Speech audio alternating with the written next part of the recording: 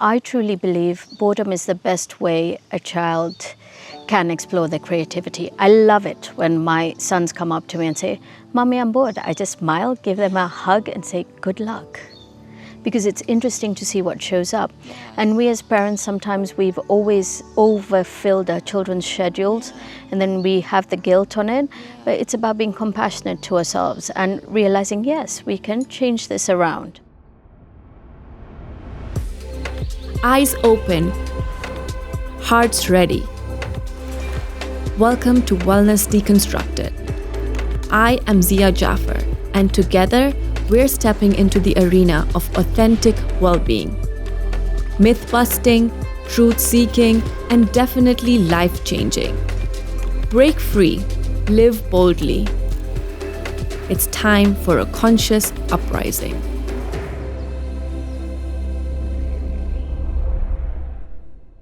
Hello, and welcome again to Wellness Deconstructed. On this episode of the mental health chapter, we're talking about children's mental health.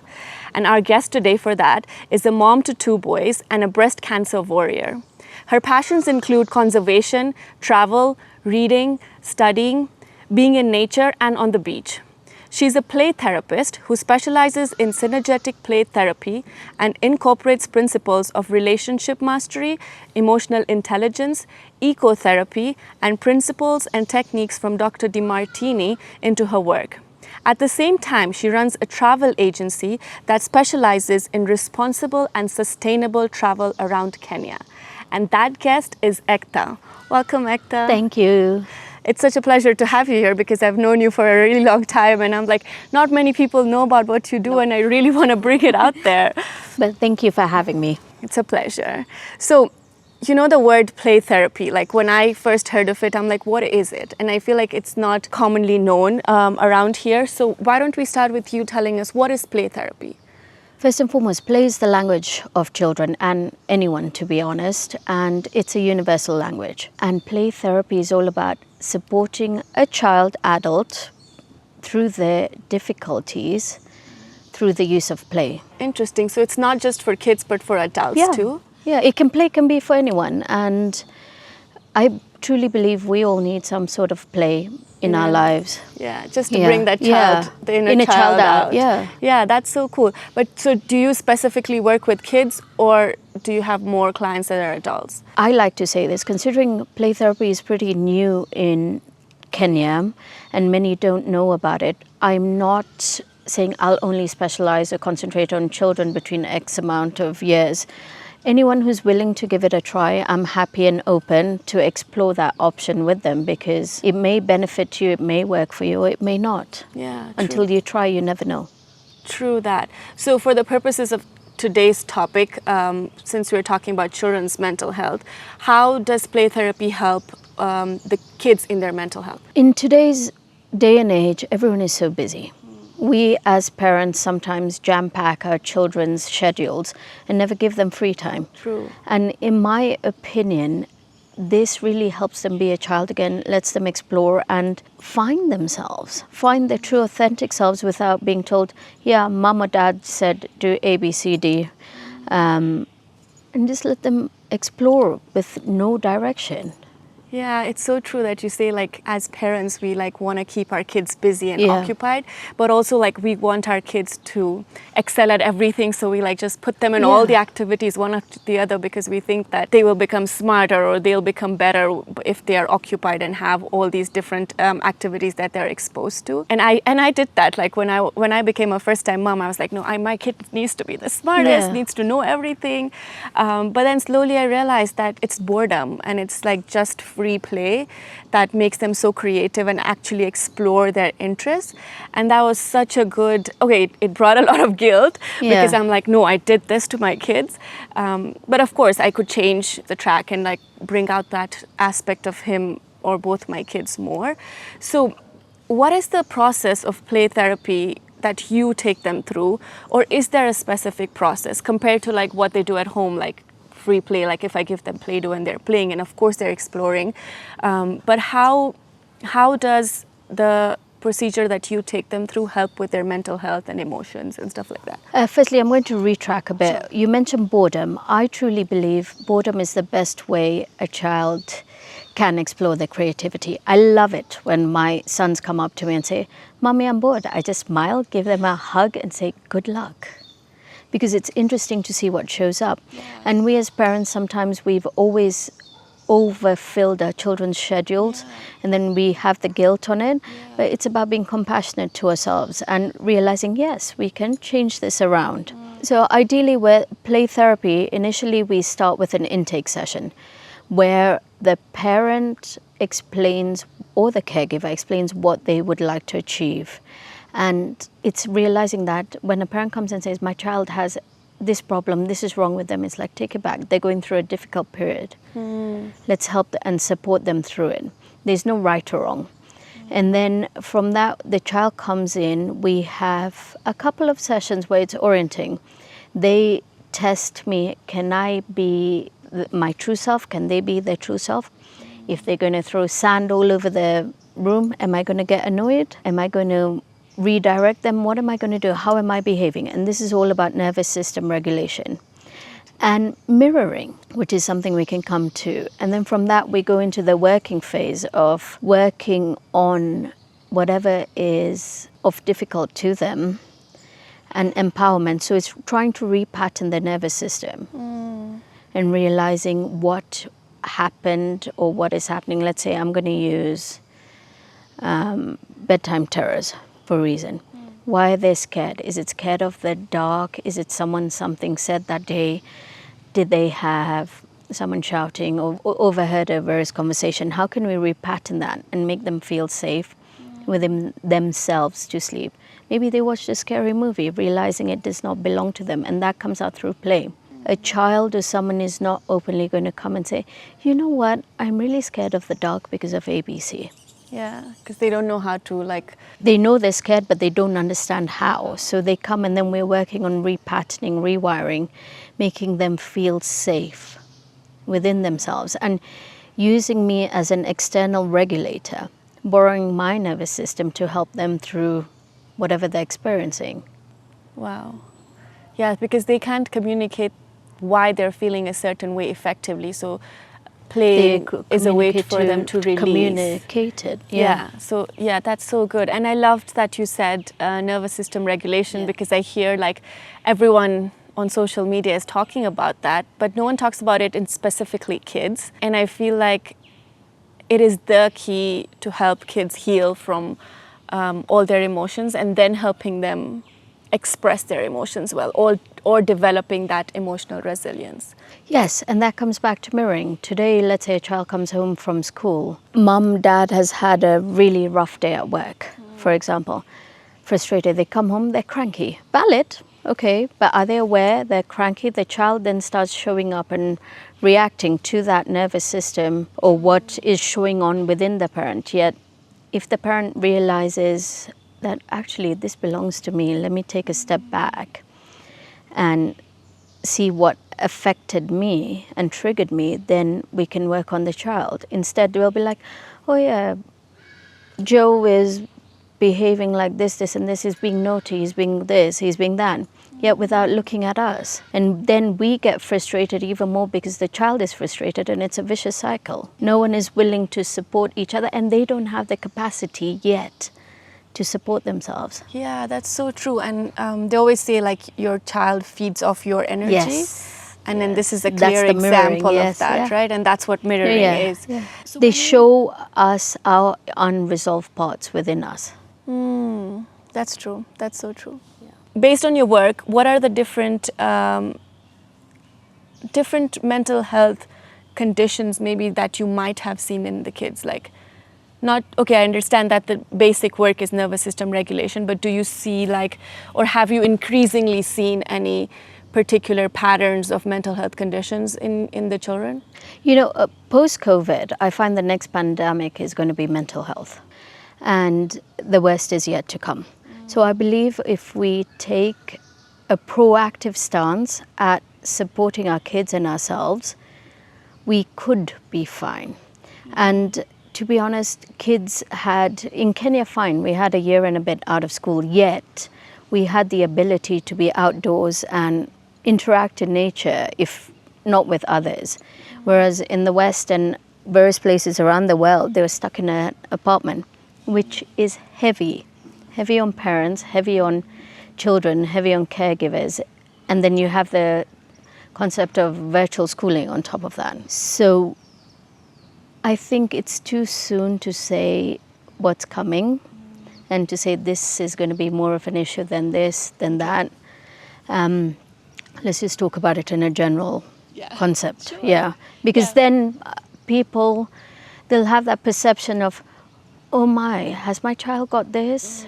And proactively, unnecessarily looking to label their child for something that's not there. That's true. And like I feel like as parents we're always overthinking. Yes. And like all the different symptoms we find in ourselves or in our kids, and we want to label it, right? That's a really good answer. Thank you. So my next question was going to be on the impact of screen time on children's mental health. I'm sure you've come across this in the work that you do and even with your kids and the environment that they're in. So I was reading some articles and I found the statistic that there has been an increase in screen time consumption by 116% since 1995. And I know that we live in a day and age where our kids need to catch up and be at par with the technology, like we cannot deprive them of it. But I think it's also important for us to create awareness as to what is the downside of them being exposed to too much of it. Not just the information, which is also very important, the information that they consume from social media and other forms of media, but also the impact of whether it's the blue light or the impact on their attention span, on their mental health. So can you talk about that a little? Okay, first and foremost, this is my opinion.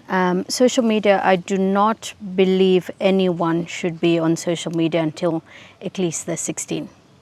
But it's a personal choice, and some parents choose to do it or allow their children to do it, and some choose not to do it. It's about understanding and seeing what works for you, and information. Expressing to your child, this and this could go wrong, this and this is happening, and making them understand before they make that choice. And creating, so many parents choose to let their children eat with the iPad. Why do they do it? Trying to understand why. Maybe they've had a long day and they just want to get through dinner time and get the child to bed. But have they regulated themselves?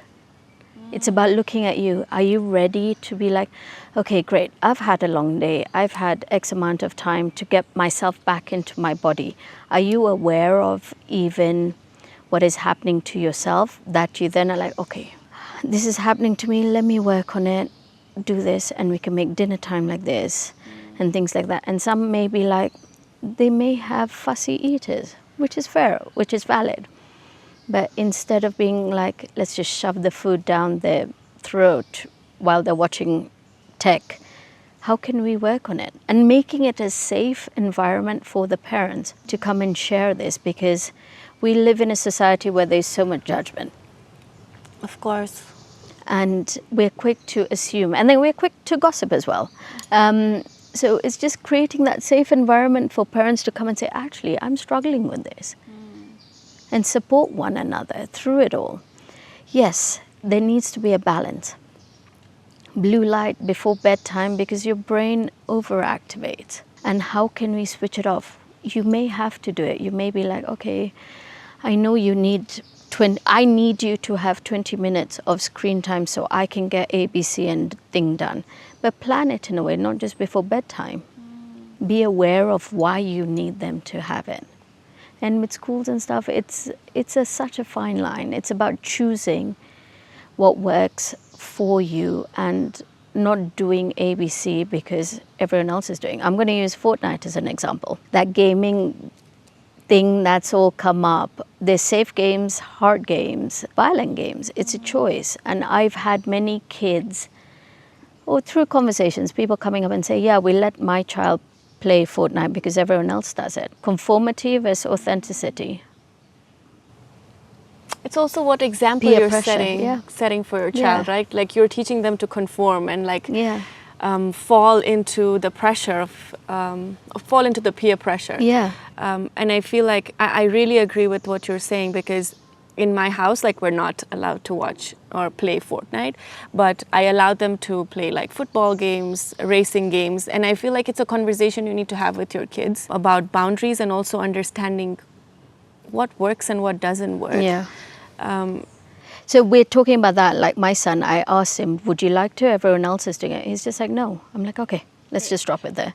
What works? It's everyone is individual. Yeah, so what we had a conversation with our kids saying, look, this is very violent and it's not something that we practice in our house. It's not something that we want to bring into even our frequencies, you know? So you've seen it, you've seen people play it, but we don't want you to play it. I don't think it's a good idea for you to play it. And they're like, yeah, it's fine. We love football and cars and trucks and stuff anyways. So just buy us those games. And we're like, yeah, that's okay. Yeah. And every so often something like this comes up, and it's important to have like an open communication about the pros and cons of the things that happen. So I feel like that way we're also empowering our kids to make independent decisions, not just like based on what the parents are saying, you know, because eventually then they cannot make decisions when they're older and on their own, because they're like, oh, my parents made this decision for me, but now what? Now what? And it's expressing it and explaining it. I would like you to do this because of ABC. I would like you not to do it because of XYZ. But in the end, it's giving them the option, which allows dialogue and engaging in it. And if your child comes and says, hey, mom, I think this and this, just don't be like, okay, I don't want to talk about it. I disagree with it. Okay, I'm busy right now. I would love to engage with you in this at a later time.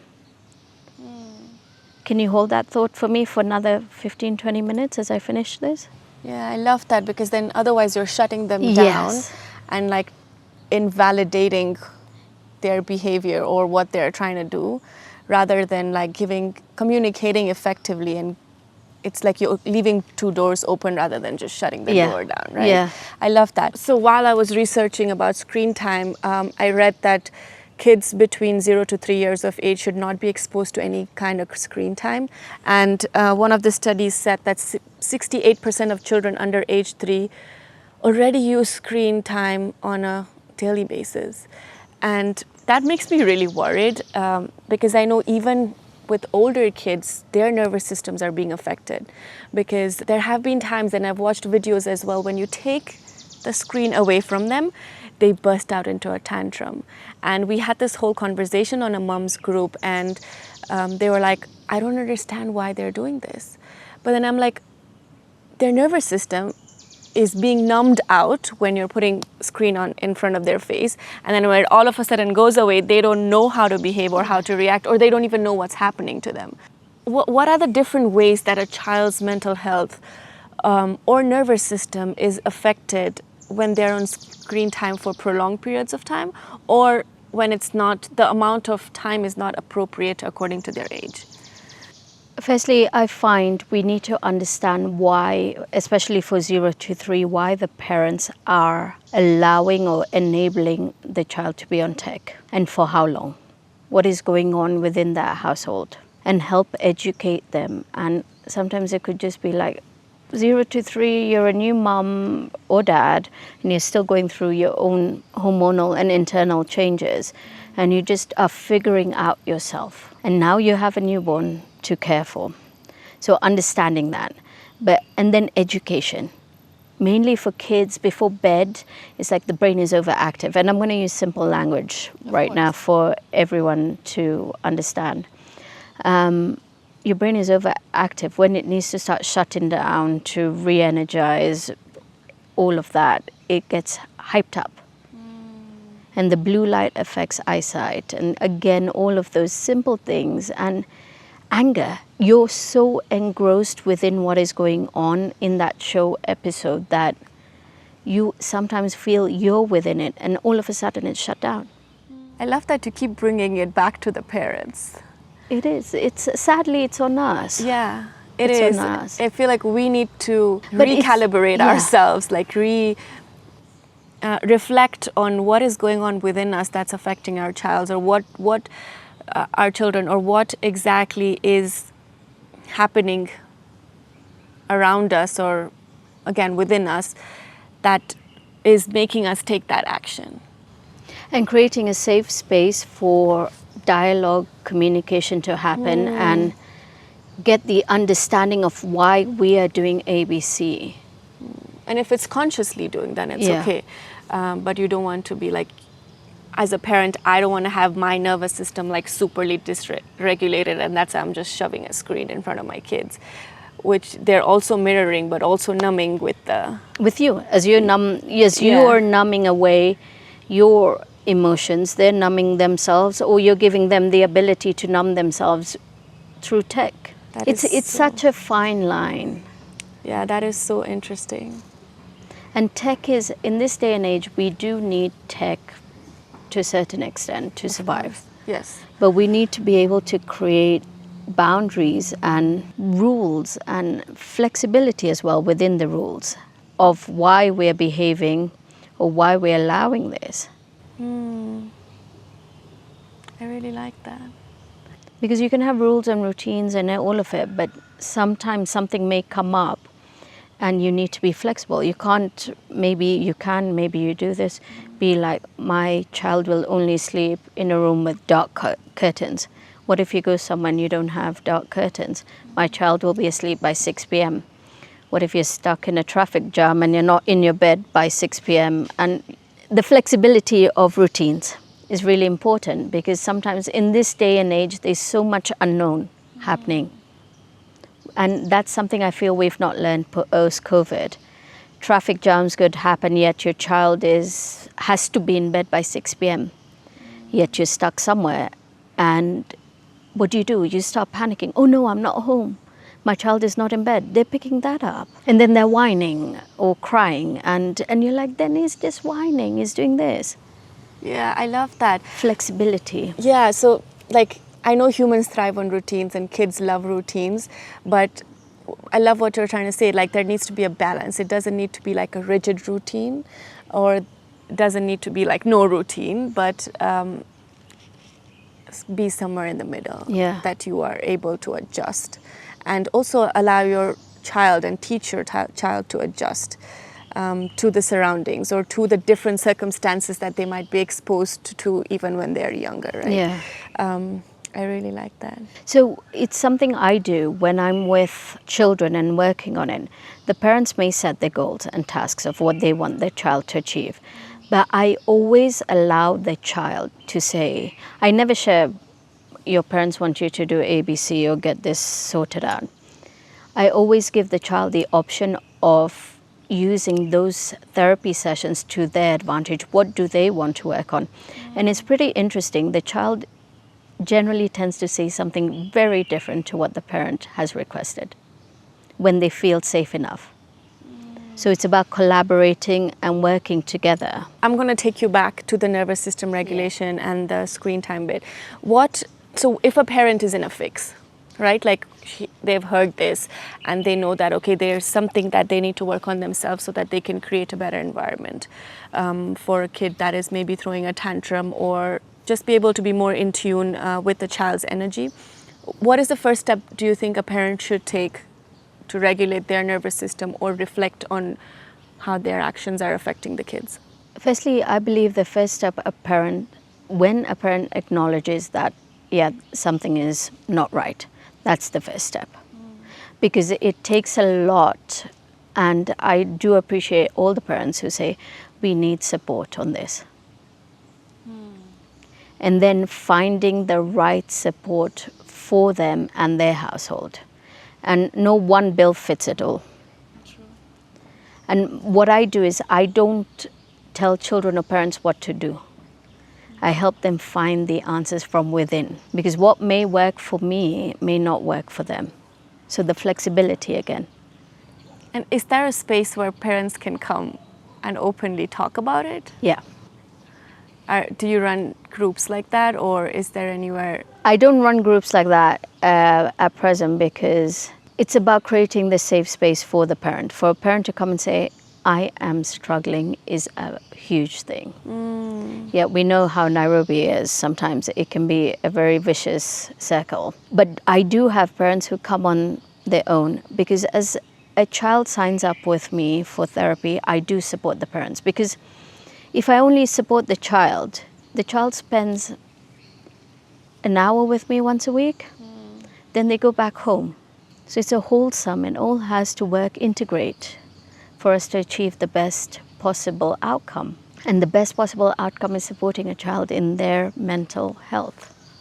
That's true. I love that. So, so you work in like combination as like a whole family unit. You work with a child, and then if the parents come to you, of course, you help them as well, so that there is sustainable change brought about in their home, right? But can you give like one quick tip that somebody can do like today at home? If you find yourself reacting, take a step back. Or if you find yourself getting activated for whatever reason, take a step back and just try and process why, or see what's gone wrong. And if you can't, just take a step back and give yourself a minute or two before you go back into that situation. Just take a step back and pause. Yeah. And what about, like, that's about helping the parent themselves. What would you advise on something that a parent can do, or parent can do with a child when the child is having a tantrum or a meltdown in the moment, basically? Yeah, in the moment. Let's say a child breaks down, starts crying, whining, screaming the place down. Approach the child, eye level, first and foremost. Approach the child, ask them what do they need from you at this moment. 90% of the time, they're going to say, I don't know, and cry even louder. Then be like, okay, I'm here. I will check in again in a few minutes. And keep that word. Don't run off or be like, go to your room till you've calmed down. Don't create that distance, if that makes sense. The physical distance, do not create it. Be there and show them you're there and hold space for them. That's a great tip for you guys that are watching this and can make a change or a difference in your household today or right now. I wanted to take you back once more for one last question to the screen time thing. So there is screen time, which the kids are exposed to, and then there is social media, which the older kids are now exposed to. I mean, it should have been much older, but now I feel like even the young adults are exposed to it. And so as part of my research, I found that 91% of children under 11 have a phone and social media accounts. And my son is almost 11, and I'm like, I am not ready for it. But there's a difference between having a phone and having access to social media. Having a phone for communication purposes, like those mulika muizins when they travel and stuff, I agree with that, because I feel like now if my child is going on solo trips or somewhere, then I would want him to have a phone that I can communicate with him and just know where he is.